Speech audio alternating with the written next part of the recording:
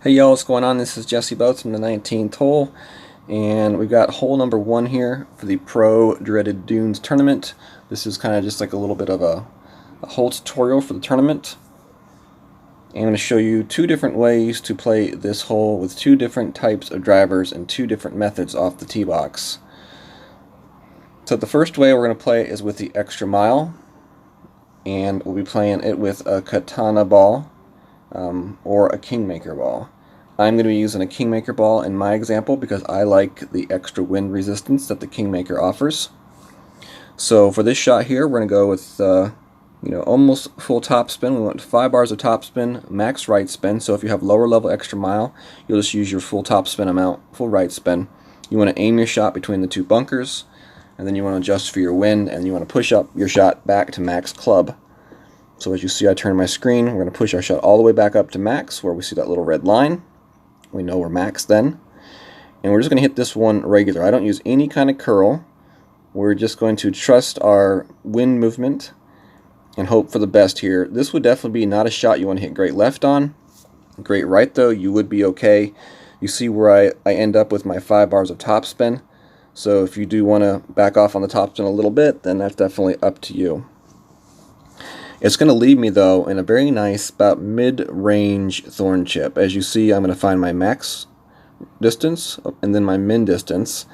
And then from there, I can kind of look where I want to land the shot. I know I want to land this one right up there along the edge of the fringe on the fairway. That's going to give me the most consistent landing zone. And we're going to go a little bit of backspin on this shot. And you know you found a good consistent landing zone when you can move your target around and the end of your ball guide won't jump a lot to the left and to the right. It stays consistently stable and steady. We adjust for our wind here. We hit perfect. And this one's going to fall for the eagle. So what you do is you find your max, your min, and then you want to find your landing zone and try to kind of just guesstimate where you're at as far as your mid, or maybe a little bit above or below mid, and then you just kind of work with your numbers from there. And sometimes you just kind of got to guess a little bit on the number adjustment and hope you correctly guessed. So for the second shot, we're going to be playing with the Thor. This will work with Thor 4, 5, and 6 the way I play it. If you have a Thor 3, there's a little bit less curl on the 3, so you may have to take that into consideration when you are setting up your landing spot, because you won't have quite as much curl. But I would think it probably would work as well. You just would not adjust as many rings for the power curl shot with a Thor 3. 4, 5, and 6 is 15. 3 is about 14.